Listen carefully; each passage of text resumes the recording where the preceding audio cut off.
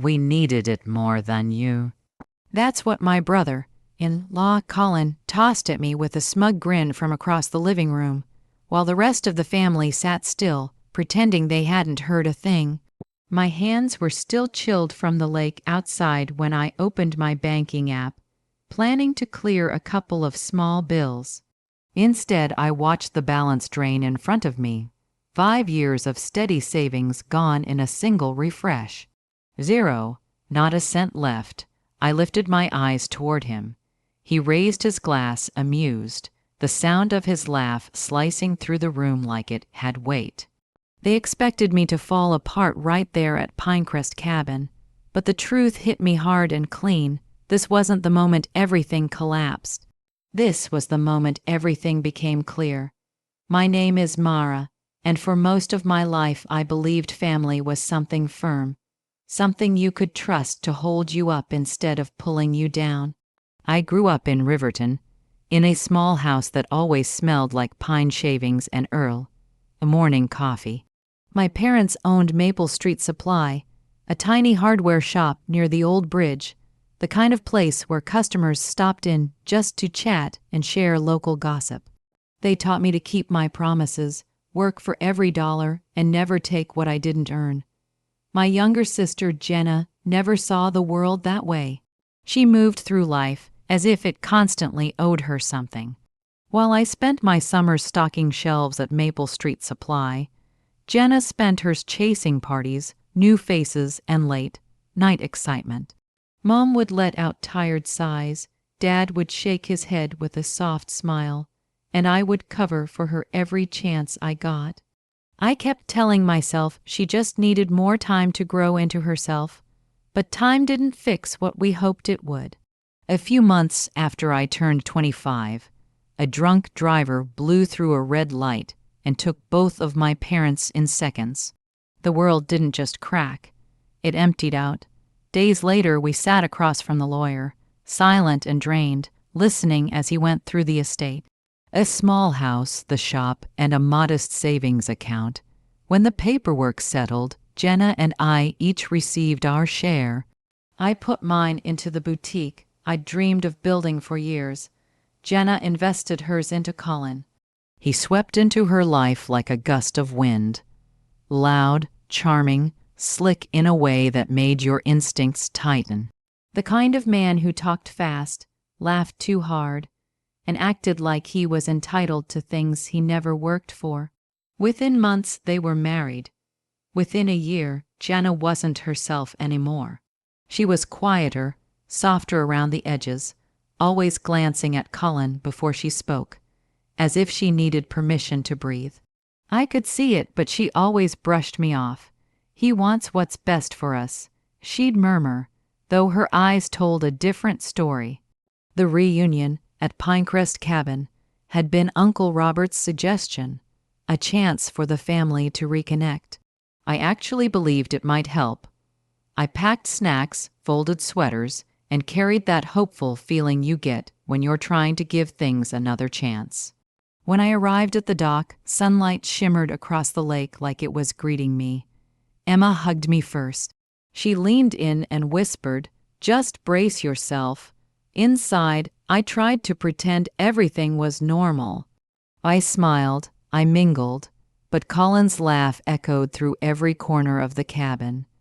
And every time Jenna met my eyes, it felt like she was fighting a confession she couldn't bring herself to speak. The atmosphere felt charged, like a storm waiting for the right moment. I had no idea that storm was aimed at me. The first warning was tiny, so small, I nearly convinced myself it wasn't real. My laptop was right where I'd left it on the dresser in the guest room. Same spot, same angle. Or at least that's what I thought. When I came back upstairs after helping Emma slice vegetables, the screen was tilted differently.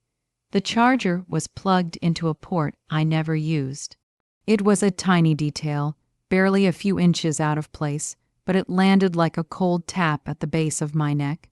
Quiet, intentional, wrong. I ran my hand across the keyboard. The plastic was still warm.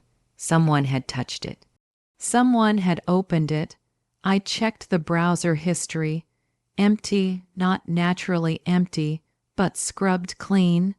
Wiped on purpose, a slow chill climbed my spine. I tried to steady myself, telling my brain I was reading too much into things. But my instincts refused to settle. The same uneasy whisper kept circling in my head since the moment I arrived at Pinecrest Cabin. Something here isn't right. Later that night, while everyone sat around the living room playing cards, I opened my phone to approve a routine payment for the boutique. Instead of the usual green check, a red banner flashed. Payment failed. I frowned, tried it again, and got the same message. Odd, but not enough to worry me yet. Apps glitch, banks hiccup, morning changed everything. My phone rang while I was barely awake. It was Claire, my vendor, her voice tight, clipped, almost choking on control. Mara, the payment bounced again, and your account is showing insufficient funds. My stomach dropped. That's not possible. But the moment I said it, part of me already knew the truth was coming. Even before I opened my banking app, I already knew what was waiting for me. Some part of me had sensed it long before morning. The numbers loaded, shifted, and then vanished, not an error. Not a system issue, just nothing. 5 years of savings wiped out in a single night. I walked into the kitchen feeling like I wasn't fully in my own body. The smell of coffee, the quiet hum of conversation, the sound of cutlery, they all felt distant, muffled, like they belonged to someone else's morning. My money's gone. I said, everything stopped. Uncle Robert pushed back his chair. Gone. What do you mean gone? I lifted my phone. Transferred out overnight, all of it. People gasped. Emma hurried to me without hesitation. Only 2 people didn't react at all, Jenna, staring into her mug like she wished she could vanish inside it. And Colin, leaning back with his arms folded, face unreadable.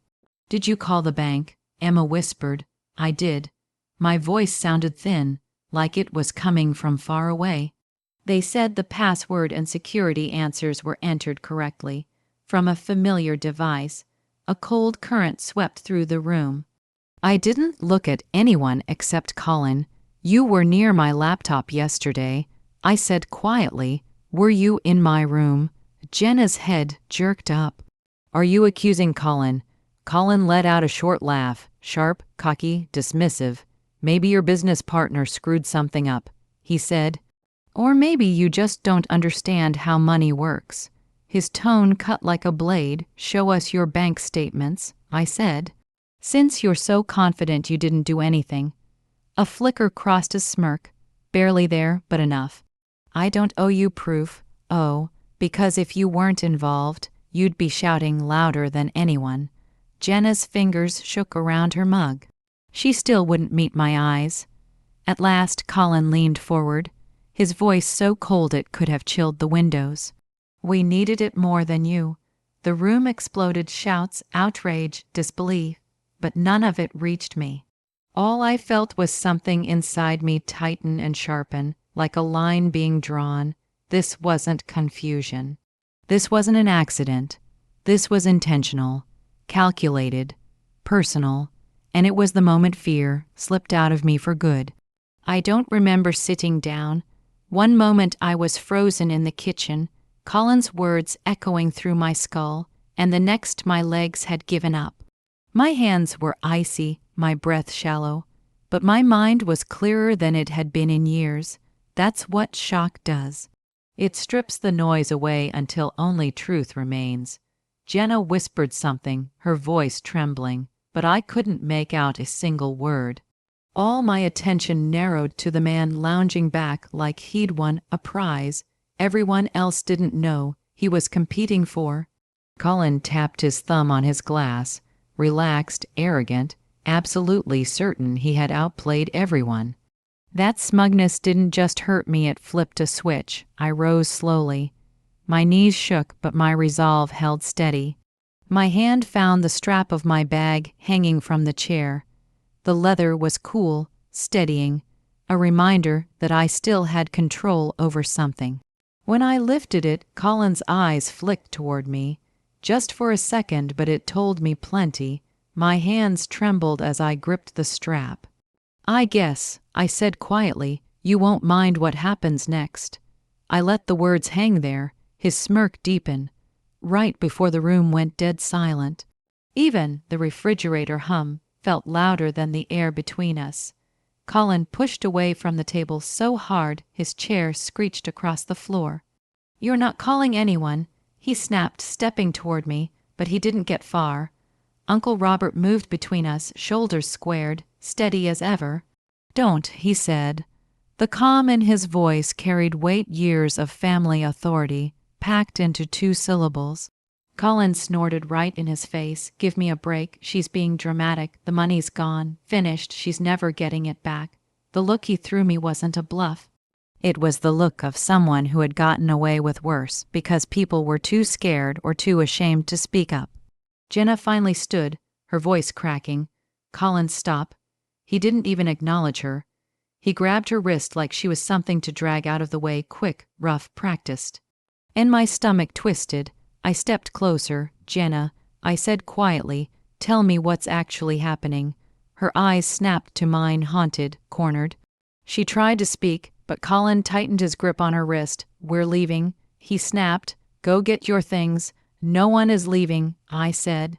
My voice wasn't raised, but it carried through the entire kitchen. "Not until I get every cent back, or until the police arrive." Colin barked out a laugh, loud, sharp, ugly. "The police? Sure, call them. Tell them you misplaced your money. What do you think they'll do? Give you a pat on the head?"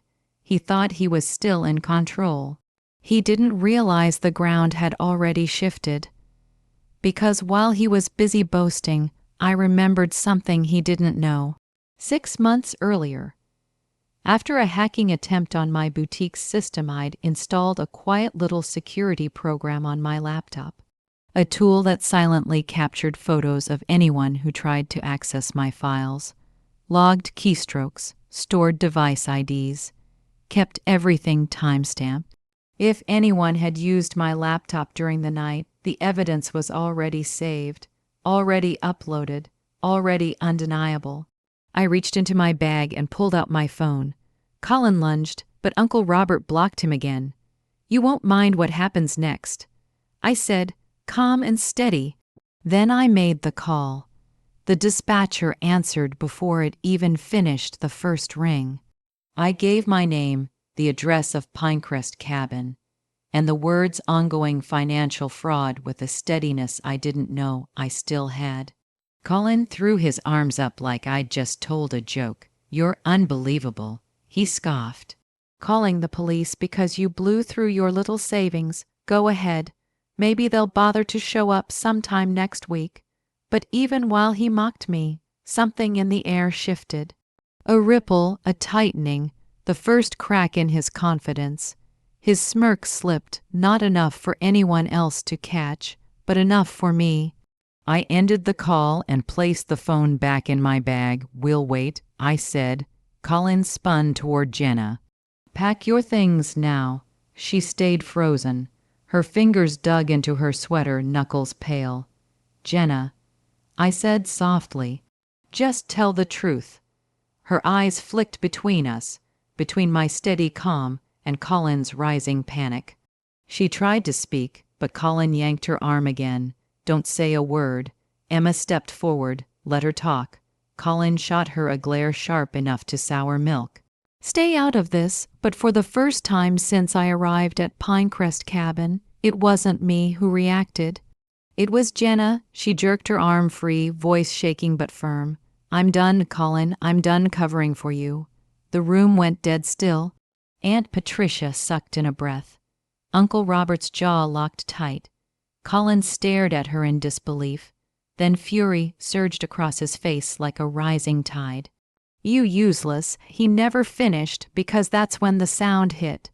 A violent, explosive bang that shook the walls, rattled the windows, and knocked 2 picture frames to the floor. Everyone jumped, even Colin. Emma whispered, "What was that?"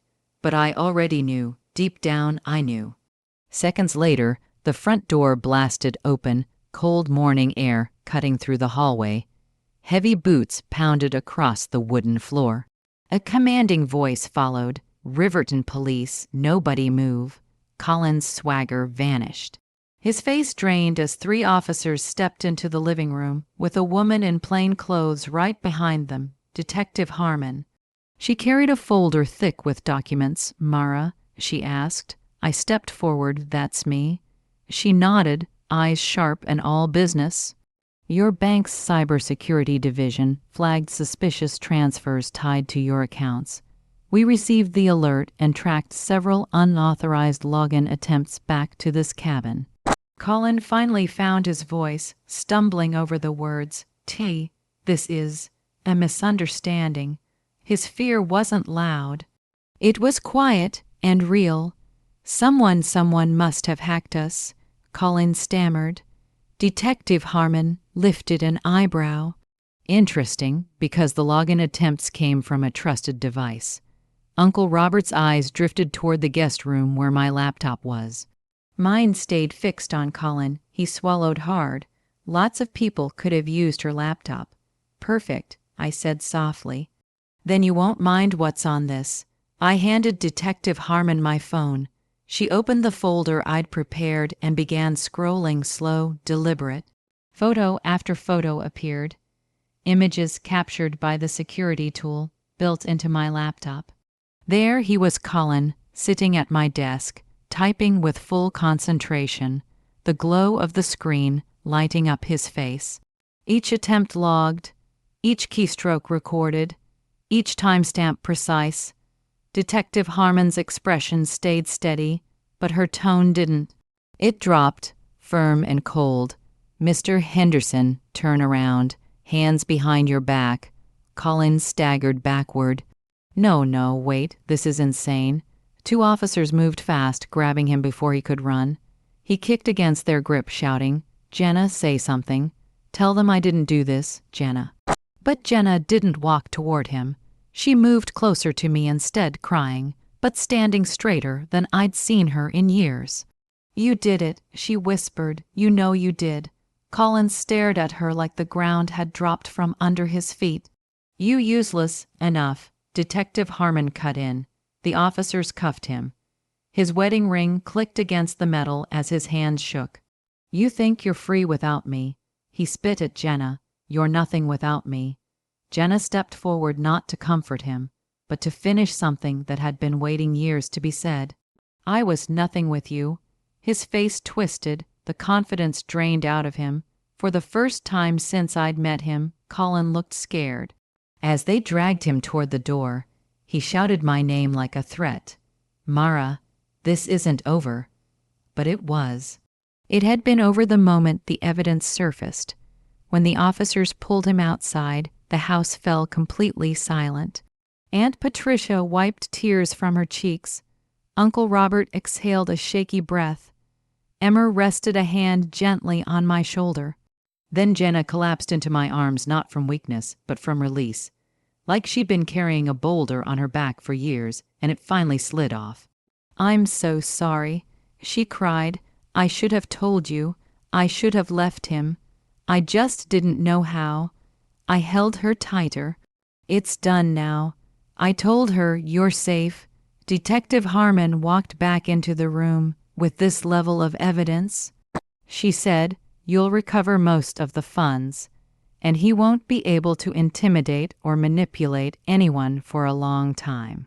I nodded, but my eyes drifted to the window, the spot where Colin had stood the night before, laughing like the world belonged to him. This morning, the world answered him back, and it didn't smile. After he was taken away, Pinecrest Cabin felt different, lighter, clearer, almost as if the building itself had let out a long breath. By the time the police cars disappeared down the gravel drive, Jenna and I stepped onto the porch together. She looked small in the morning light, but not breakable, more like someone seeing daylight for the first time in years. The week that followed moved fast. Detective Harmon kept me updated as the bank traced every transfer and followed Colin's digital trail. When she finally called to confirm that most of my money would be returned, and the remaining amount covered under fraud protection, I sat on my bed and allowed myself a full, steady breath. 5 years of work saved. Jenna made her own call soon after, to a friend who had a spare room. Then she filed for divorce. She moved in with me for a while, filling my apartment with quiet apologies and the warm smell of late-night baking. She had moments where guilt swallowed her whole, but I reminded her, living through someone like Colin wasn't failure. It was survival. It was strength she never knew she had. And now Jenna was choosing something healthier, something her own.